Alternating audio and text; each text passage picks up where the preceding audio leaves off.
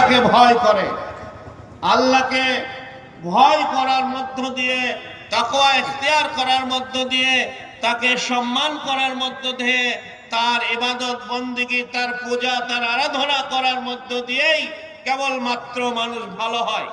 এছাড়া কালো ফর্সা, দেশি বিদেশি, ধনী গরিব এর কোনো ভেদাভেদ নাই।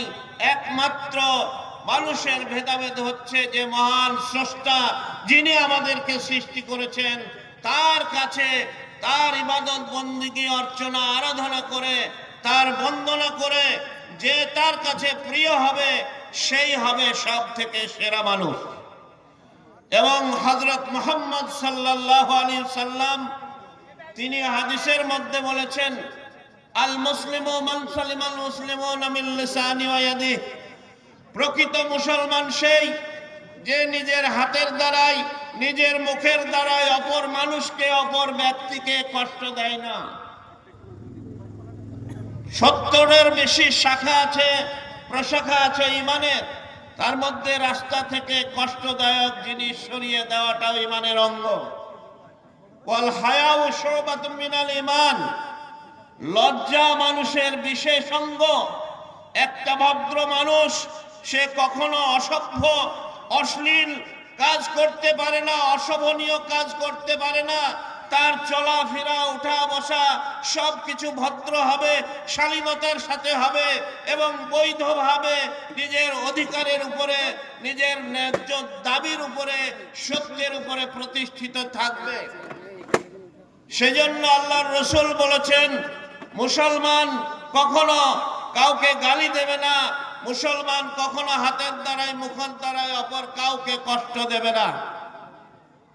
শুধু তাই নয়, তিনি আরো বলেছেন, বিশ্বগুরু, জগৎগুরু হযরত মুহাম্মদ সাল্লাল্লাহু আলাইহি ওয়াসাল্লাম, যিনি কোনো জাতের নামে বদজাতি করেননি, তিনি আরো বলেছেন, মাল্লাম ইয়ারহাম সাগীরানা ওয়া ইউক্কির কাবীরানা ফালাইসা মিন্না, যে ছোটদেরকে স্নেহ করে না, বড়দেরকে সম্মান করে না, সে আমার উম্মত নয়, সে আমার অনুসারী নয়, সে মুসলমান নয়।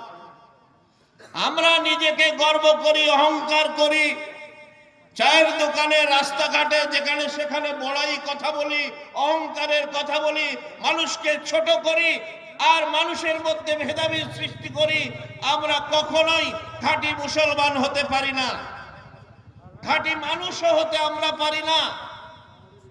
মুসলমান তো খুব বড় কথা, যে আত্মাকে সমর্পণ করলো, আল্লাহর কাছে নিজেকে সমর্পণ করলো, সারেন্ডার করলো, সেই হলো মুসলিম। এই আত্মসমর্পণকারী মুসলমান হওয়া তো দূরের কথা, যদি মানুষকে ভালো না বাসে, যদি সৃষ্টিকে ভালো না বাসে, তাহলে সে মানুষই হতে পারবে না। আল্লাহর রাসূল সাল্লাল্লাহু আলাইহি সাল্লাম বলেছেন, তোমরা জমিনবাসীর উপরে রহমত করো, দয়া করো, আসমানওয়ালা তোমার উপরে দয়া করবেন। যেমন আসমানওয়ালা মহান স্রষ্টা আল্লাহ তোমাদের উপরে দয়া করেছেন, তেমনি জমিনবাসীর উপরে, সৃষ্টি জগতের উপরে তুমি দয়া করো। কিয়ামতের দিনে যখন বিচার হবে, স্বয়ং আল্লাহ বলবেন, হাদিসে কুদসির মধ্যে আছে, আমি তোমার কাছে গিয়েছিলাম, তুমি আমাকে খেতে দাওনি, আমি তোমার কাছে গিয়েছিলাম, তুমি আমাকে পড়তে দাওনি, আমাকে খাদ্য দাওনি, আমাকে বস্ত্র দাওনি।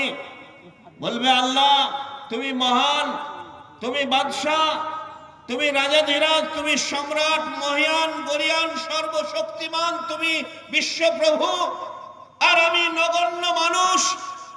আমার কাছে তুমি কখন গেলে খাদ্য চাইতে, বস্ত্র চাইতে?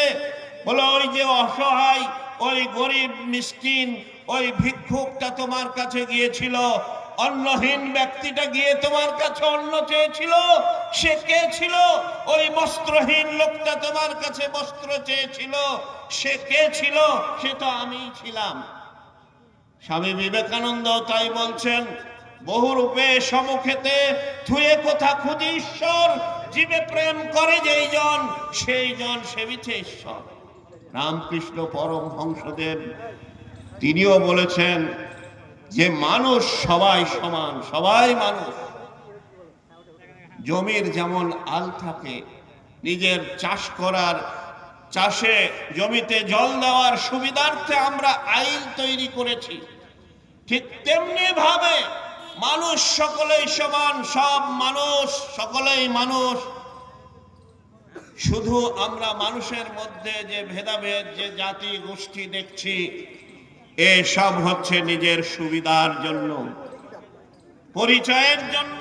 যেমন কোরআন বললেন যে আমি বিভিন্ন জাতি গোষ্ঠী তোমাদের তৈরি করেছি যাতে তোমরা একে অপরের কাছে পরিচিত হতে পারো।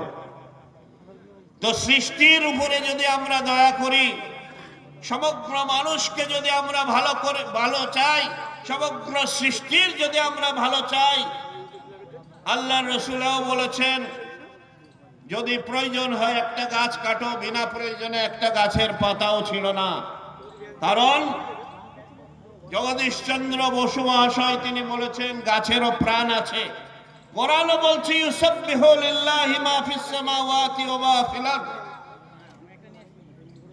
আসমান আর জমিনে, নভমণ্ডল ও ভ্রমণ্ডে ও তার মাঝখানে যা কিছু আছে সমগ্র সৃষ্টি সকলে আল্লাহর প্রশংসা করে, স্তব স্তুতি অর্চনা আরাধনা করে। সুতরাং আমরা সকল সৃষ্টিকে ভালোবাসবো, সকল মানুষকে ভালোবাসবো। নানা জাতি, নানা মত, নানা পরিধান, বিবিধের মাঝে দেখো মিলন মহান। আমাদের এই ভারতবর্ষ ইউনিটির দেশ, একতার দেশ, ভ্রাতৃত্বের দেশ, সাম্যের দেশ, বহুত্ববাদের দেশ। আমাদের বহুত্বের মধ্যে একতা, ঐক্যের দেশ আমাদের এই ভারতবর্ষে। এই ভারতবর্ষে থেকে, ভারতবর্ষের নাগরিক হয়ে, ভারতবাসী হয়ে আমরা গর্বিত, আমরা আনন্দিত। উর্দু কবি বলছেন ঘর বানায়া জমিন पर लेकिन रहते हैं जन्नत में, हमारी खुशनसीबी के है कि हम रहते हैं भारत में। আমরা মাটিতে বাস করলেও, বাড়ি তৈরি করলেও স্বর্গে বাস করি। আমার সৌভাগ্য যে আমি ভারতে বাস করি। এই ভারতবর্ষ আমাদের মিলন ক্ষেত্র, আমাদের তীর্থক্ষেত্র, আমাদের সুন্দর একটা মিলেমিশে থাকার দেশ, সুন্দর একটা দেশ। सारे जहां से अच्छा हिंदुस्तान हमारा, हम बुलबुले हैं इनकी, ये गुलिस्तान हमारा। जय हिंद, जय हिंद। ভারতবর্ষ জিন্দাবাদ, ওলামা পরিষদ জিন্দাবাদ, আজকের এই সম্প্রীতি সভা জিন্দাবাদ। যারা এসেছেন সকলকেই ধন্যবাদ, মোস্ট ওয়েলকাম। যেতে যেমন চাই না তবু বাজে বিদায় মাসি। আপনারা সকলেই ভালো থাকুন, আমি এবার আসি। আসসালামু আলাইকুম ওয়া রাহমাতুল্লাহি ওয়া বারাকাতুহু।